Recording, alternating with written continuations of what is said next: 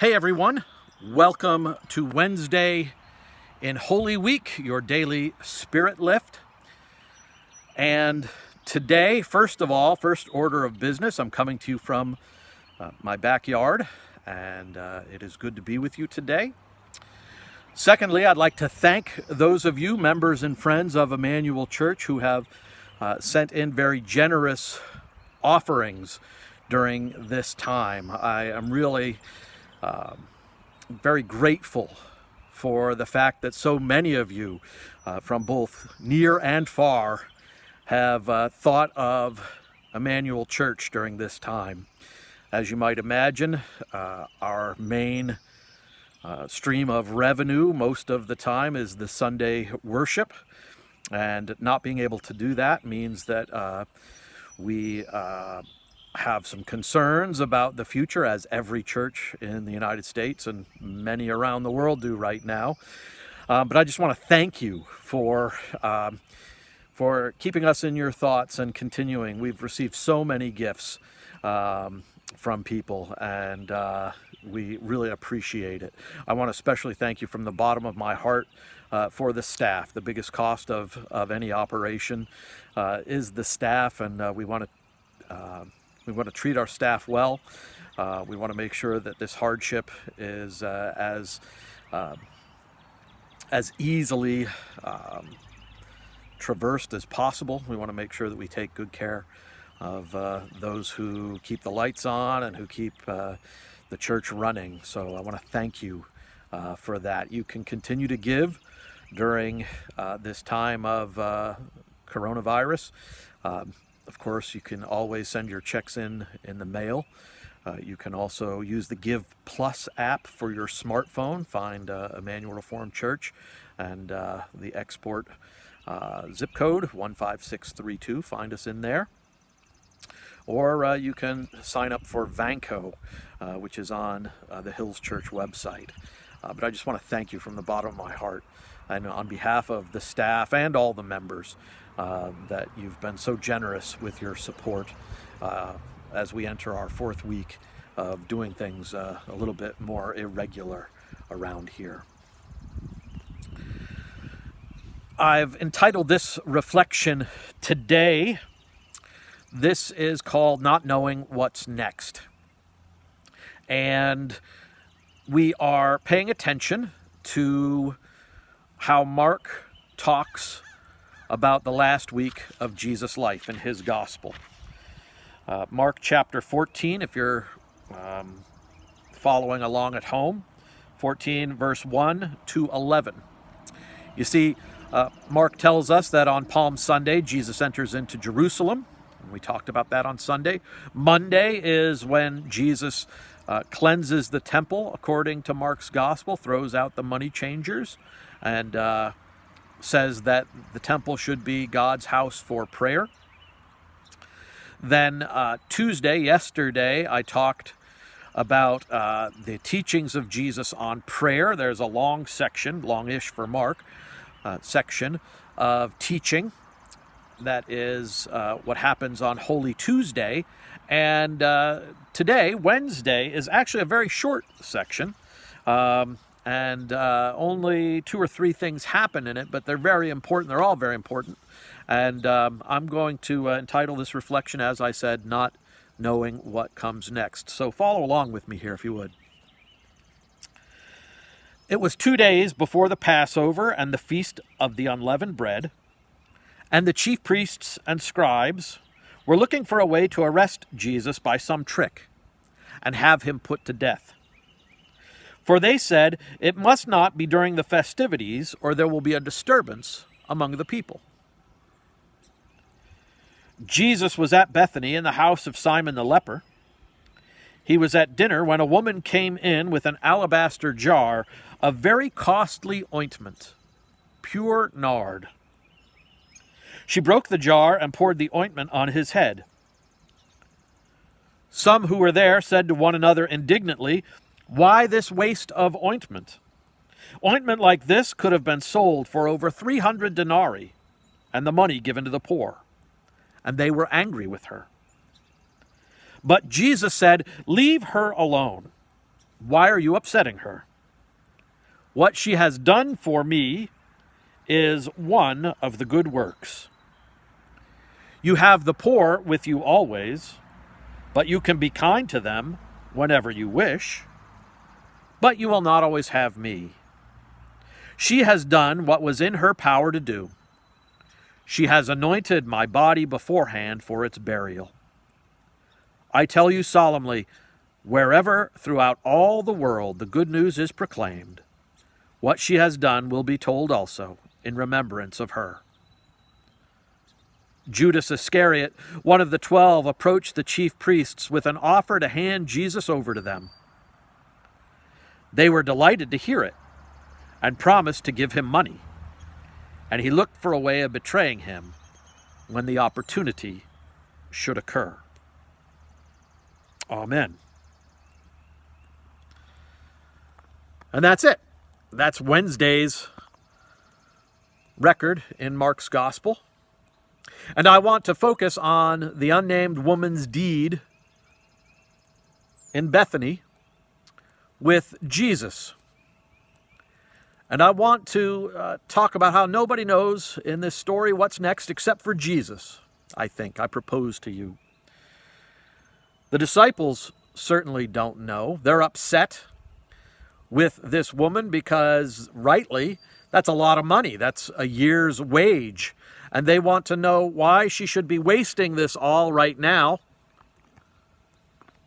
when it could be given to the poor. But Jesus knows what's next. He knows that this is the Wednesday before the Friday when he is going to be killed, mere hours before his last meal with his disciples, mere hours before the fraud trial. And Jesus knows what's coming next.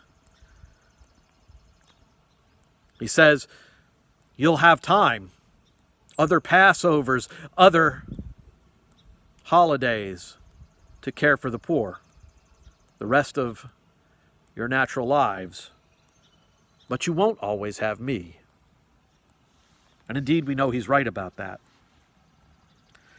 Now, the case, I guess, could be made that the woman might know what is next. Jesus may imply that in verse 9, she has anointed my body beforehand for its burial, but I think that just shows that Jesus knows what's next. I don't know that she did. She did this deed out of love, or as Jesus calls it, what she has done for me is one of the good works. One of the good works.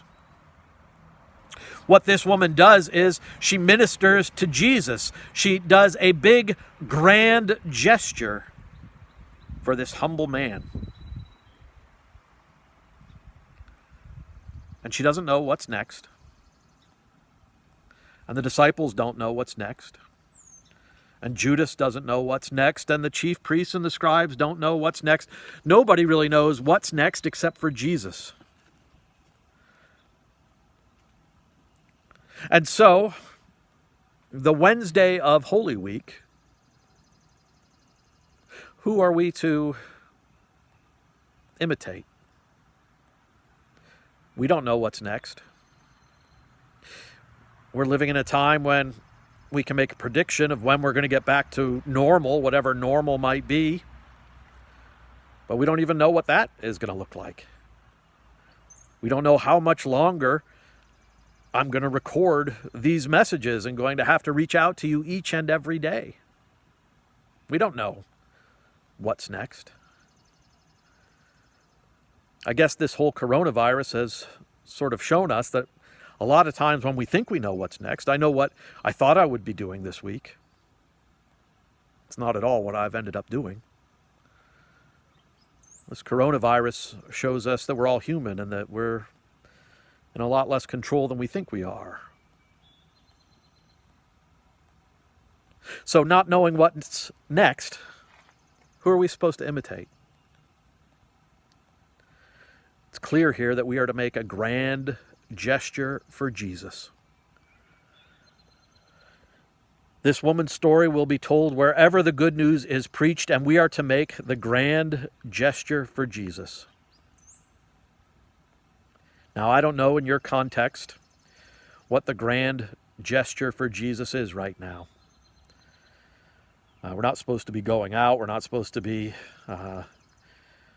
very careful at the grocery store or the pharmacy, even running errands for neighbors. That can be very tough right about now. But you still have your phone. You may have people with whom you live. You certainly have pen and paper. You can write a letter. You can sit down and take some of this time that we have and pray to Christ. You can send someone a reminder you're thinking about them. Email. You can record a video if you know how to do that. Send it to your grandchildren. Send it to somebody out of the blue that maybe you haven't heard from in a long time. The grand gesture is a gesture of love pouring out from this woman's heart. Maybe the grand gesture for us is to stick close to Jesus in these next few days. Jesus is going to walk right up to the upper room. He's going to walk to the Mount of Olives. He's going to be taken not of his own will or volition, but without protest, to Pilate. He's going to be tried and convicted. He's going to be crucified. Maybe our greatest deed of love is to stay with him in this time. And not only him, but to stay with all those for whom he died. Pouring out extravagant love. Not thinking of the cost, but thinking of the deed done. The one good thing. Amen.